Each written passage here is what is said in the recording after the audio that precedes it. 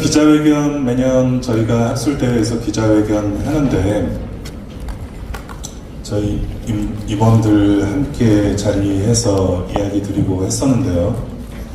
응급학과 비상대책위원회 체제로 넘어가게 되면서 여러 가지 노출에 대한 부담도 그렇고 활동에 대한 비판도 그렇고 여러 가지 문제들 때문에 사실은 오늘은 저 혼자 기자회견 진행하고 또 짧게 말씀드리고 여러 가지 질문 받도록 하겠습니다.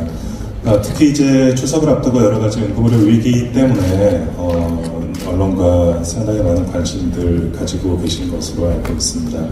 응급학과 의료계의 어떤 선봉으로서 병원에 이제 가장 처음 맡아드리게 되면 어떻게 보면 환자와의 최접점이죠.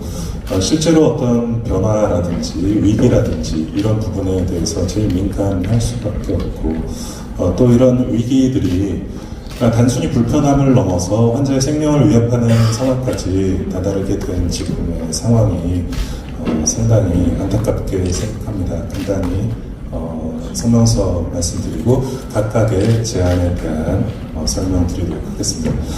현 응급의료 재난 상황 최고 위기에 대한 이 이야기는 먼저 좀 드리고 해야 되겠네요.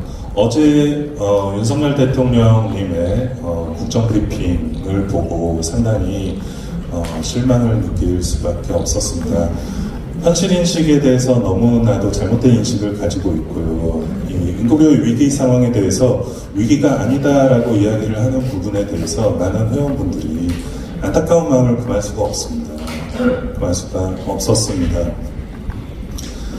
윤석열 대통령님은 아마도 사람들을 조사는 많이 해보셨겠지만 사람들을 살려본 적 없으시죠. 응급학과 사람들 살려본 사람들입니다. 사람들 살리는 사람들이고요. 현장에서 사람 살리는 사람들이 환자가 죽는다라고 이야기를 하고 있습니다. 그런데 위기가 아니라고 이야기를 합니다. 정말 위기가 아니면 중앙사고대책수습본부부터 해체하세요.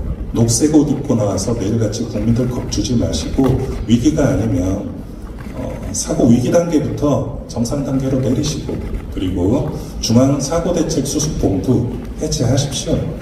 위기 아니라면서요. 현장에 있는 사람들이 위기라고 느낀다면 또 국민들이 위기라고 느낀다면 그것은 위기일 것입니다. 굳이 아니라고 귀를 막지 마시고 저희 이야기를 들어주시기를 부탁드립니다. 서면서 말씀드리겠습니다. 현 응급의료 재난상황 최고 위기에 대한 응급의료사회 비상대책위원회 성명서. 현재 응급의료는 재난상황으로 붕괴하고 있으며 이 붕괴를 멈출 수 있는 방법은 현재는 없다. 현장의 위기감은 고조되고 있지만 정부는 아무런 대책이 없고 위기를 인정하려 하지 않고 있다. 다가올 추석 응급의료 대란으로 많은 환자들이 길거리를 헤매다 사망할 것이며 지치고 탈진한 의료진의 이탈로 혼란은 더욱 가중될 것이다. 결국 환자들의 피해는 늘어나고 있는데 해결할 의지도 능력도 없으면서 효과 없는 임시 대책만 내놓는 정부와 복지부의 모습에 유감을 표한다. 전공의들과 의대생이 모두 돌아오는 것이 해결이라 한다면 해결은 이미 불가능하다. 지금 정부가 해야 할 일은 젊은 의사들을 설득하는 일이 아니라 본인들이 한 일에 책임을 지고 반성하고 사과하는 일이다. 지금껏 고통과 불통으로 의료계를 무시하고 신뢰를 상실한 정부는 혹독한 비용을 치러야 할 것이며 그 비용은 모두 국민들의 주머니에서 나오게 될 것이다. 붕괴하고 있는 의료 재난을 멈추고 미래 응급의료의 개선을 위하여 우리는 다음과 같이 주장한다. 1. 응급의료에 대한 형사책임 면책을 즉각 실시하라. 과도한 형사처벌은 소극적 방어진료를 유발하며 환자 치료를 주저하게 만든다. 응급의료 체계를 유지하는 것은 국가의 의무이기에 최선을 다한 결과에 대한 책임 없이 국가가 져야 한다. 조속한 입법을 통한 형사책임 면책만이 현장의 의료진 유출을 막을 가장 빠르고 효과적인 방법이다. 참고로 말씀드리면 아까 이주영 의원님 와서 발언하셨는데 이주영 의원이 발의했던 응급의료 필수 의료에 대한 형사처벌 면책 조항이 여러 의원님들의 동의를 얻어서 1호 법안으로 발의가 되었다라고 아까 말씀하셨습니다. 보도자료가 나갔는지는 모르겠네요. 축하드리고요. 조속한 입법을 촉구를 합니다.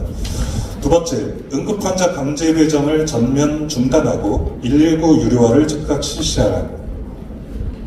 수술이 불가능한 병원에 수술할 환자를 강제로 배정하면 뺑뺑이는 없어지겠지만 환자는 사망하게 될 것이다. 과밀화 해결과 취약지 인프라 확충이 없이는 어떠한 정책도 무의미하다. 한정적인 응급의료 자원의 효율적 배분을 위하여 119를 유료화하고 책임있는 병원 전 단계 환자 분류가 가능하도록 시스템과 관련 규정을 개선해야 한다. 3. 응급실 전담 전문의 전문 과목 표시에 관한 법률을 즉각 제정하라. 다수의 응급의료 기관에서 전담 전문의 전문 과목을 제대로 표시하지 않고 있어 국민들의 알 권리를 침해하고 있다. 응급실은 선택적인 이용이 불가능하기에 홈페이지와 게시판에 응급실 전담 전문의 전문 과목을 표시하여 양질의 응급 진료를 보장받을 수 있도록 관련 법률을 즉각 제정하여야 한다. 4. 중앙응급의료센터를 독립시키고 상설 논의기구를 즉각 마련하라. 응급의료 기관들의 중심적인 역할을 수행해야 하는 중앙응급의료센터가 국립의료원 산하 부서인 것도 부적절한데 반복적인 공공의료본부 장악 시도가 이어지고 있다. 현장과 유관기관들의 정책 조율과 주도적 역할 수행을 위하여 중앙응급의료센터의 독립이 매우 시급하다. 5번째 마지막입니다. 대한응급의학의사회는 무너져가는 응급의료, 무너져가는 한국의 의료를 정상화, 즉 의료 정상화를 위한 1000만 명 서명운동 개시를 선언한다. 우리는 이미 오래전부터 과밀화 취약지 법정 리스트에 대한 해결이 없이는 응급실 위기가 해결되지 않는다고 말해왔다. 현장의 위기의식과 국민들의 분노는 극에 달해 있다. 우리는 408개 응급의료기관과 온라인을 통하여 또 가능하다고 한다면 천만인 서명운동본부를 필수의료과 선생님들과 협력하여 발족할 것입니다. 그리고 서명운동에 개시할 것입니다. 정부의 의료개혁은 안타깝게도 철학이 없습니다. 철학이 없습니다. 그렇기에 구체적인 목표와 비전이 없는 탁상 공론에 불과한 것입니다. 지난 6개월 동안 우리는 정부의 무능력함과 고집을 충분히 보아왔고 의료개혁은커녕 의료 붕괴를 맞이하고 있다. 앞만 보고 가는 길이 맞다면 맞는지 확인하려면 옆도 보고 뒤도 봐야 한다. 잘못된 방향이라고 한다면 멈춰서는 것도 용기이다. 진정한 의료개혁을 위해서는 국민들에게 달성한 목표를 제시하고 설득하는 것이 정부의 역할이고 구체적인 정책과 대안을 만드는 것은 현장의 전문가들의 되어야 한다. 아무리 이야기해도 결국 정부는 마음대로 할 것이고 더 이상 우리도 기대하지 않는다. 다만 본인들이 유발한 정책 실패와 의료 붕괴에 대한 책임은 끝까지 져야 할 것이다. 사람 살리는 정책은 사람을 살려본 사람들이 만들어야 한다. 응급의료를 정상화시킬 수 있는 것은 정부가 아니라 현장의 의료진들이고 미래의 의료개혁을 함께할 사람들은 젊은 의사들이다. 우리가 바라는 것은 전문성에 대한 인정과 신뢰이고 의료 행위의 가치에 대한 적절한 보상이다. 더 이상 국민들의 희생을 바탕으로 정치적 이익을 노리는 시도는 없어져야 한다. 이대로 계속된다면 우리나라 의료의 미래는 없기에 이제는 멈춰야 할 때이다. 2024년 8월 30일 응급의학과 비상대책위원회. 네, 감사합니다. 네. 네.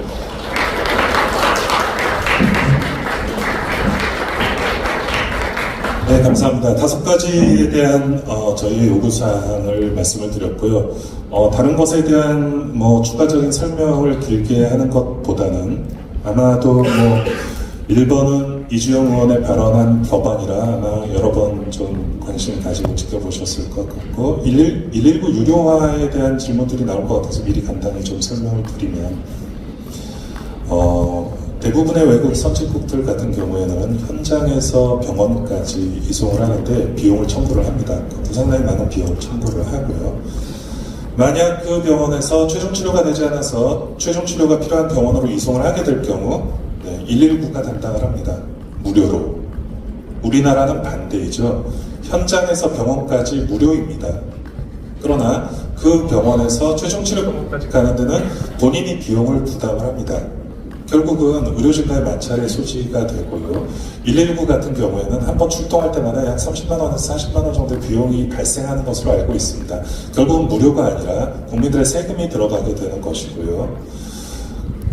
이게 국민들이 무료라고 인지를 하다 보니 도덕적 해이, 이용에 있어서의 도덕적인 해이라든지 인프라의 낭비 같은 여러 가지 문제점들을 가지고 있습니다. 그래서 응급의학에서는 과거에 이전부터 119의 유료화를 통한 양질의 이송 서비스, 양질의 병원 전 단계 환자 분류 서비스에 대한 주장을 계속 해왔고요.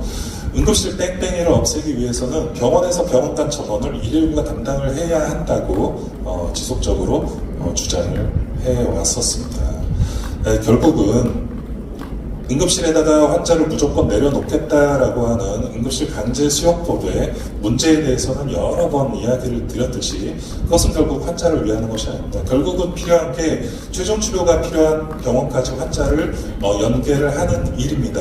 그 일에 119도 일조를 하기를 바랍니다. 그렇기 때문에 119 유료화와 병원 전 단계 환자 분류 사업에 대한 전반적인 재검토 그리고 유료화에 대한 논의가 시작되어야 한다고 주장을 합니다. 전문 과목 표시에 관해서 간단하게 조금 더 말씀드리자면 전국 408개 응급의료 기관 중에 약 800명에서 900명 정도의 다른 과 전문의가 응급실에 근무하고 있습니다. 그러나 홈페이지에 들어가 보면 모두 다 응급의학 과장이라고 표시가 되어 있습니다. 응급실을 이용하는 환자들은 본인의 선택에 의해서 누구한테 진료를 받으려고 가는 것이 아니라 응급실에 가면 응급의학 전문의가 나를 봐줄 것이라는 기대를 가지고 응급실에 방문을 합니다. 저 응급의학 전문의이지만 내과 환자도 볼 수 있어요. 그렇다고 제가 내과에 가서 내과 과장으로 일하지는 않습니다. 마찬가지로 다른 과 전문의도 응급실에 와서 응급의학 과장이라고 일을 할 때 과연 적절한 응급의료 서비스가 제공될 것인가에 대한 확실한 보장은 누구도 없습니다. 그런데도 일부 학자들과 일부에서는 응급의학 전문의 없으면 아무거나 빈 사람 내려와서 일하면 되지 않냐라는 이야기들을 계속적으로 주장하고 있습니다. 정부에서 주장하고 있는 게 어떻게든 응급실을 여는 것이기 때문에 응급의학 전문의가 없으면 다른 과 전문의라도 응급실에다 데려다 놓고 문을 열겠다는 것입니다. 거기에 대한 응급의료 질 저하는 누가 책임질 것입니까? 저희는 응급실에서 일하는 의사들의 전문 과목 표시가 반드시 법제화가 되어서 이 응급실이 과연 제대로 돌아갈 수 있는 응급실인가에 대한 책임을 정부가 져야 한다고 생각을 합니다. 그렇기 때문에 응급실 전담 전문의 전문 과목 표시에 대해서 주장을 하고 있고요. 그 다음에 중앙센터 독립에 대해서는 이전에도 한번 성명서를 내었습니다. 응급의료 기관들의 제일 헤드쿼터가 되어야 할 중앙응급의료센터가 제대로 기능하기 위해서는 사공이 너무 많습니다. 이 응급의료라고 하는 것이 워낙에 다양한 방면들과 연관이 되어 있고 다양한 그런 어떤 힘의 논리라고 할까요? 어떤 그 리더십을 가져가고자 하는 집단들이 너무나 많습니다. 사공이 너무 많다 보니까 매번 정책들이 산으로 갑니다. 응급의료 기관들의 최고 헤드쿼터는 중앙응급의료센터가 되어야 합니다. 매우 중요한 일이고요. 근데 지금 현재는 국립의료원 산하의 일개 부서에 불과합니다. 게다가 지금 몇 년 전부터 계속적으로 공공의료본부 산하에 집어넣으려는 시도가 반복적으로 이루어지고 있습니다. 진정한 응급의료기관의 어떤 리더십을 원한다면 응급의료의 최고 결정기구로서, 최고 연구기구로서, 정책기구로서 중앙응급의료센터가 제대로 독립해서 기능하는 것만이 유일한 방법이라고 생각을 합니다. 네, 여기까지 말씀드리고 질문 받도록 하겠습니다.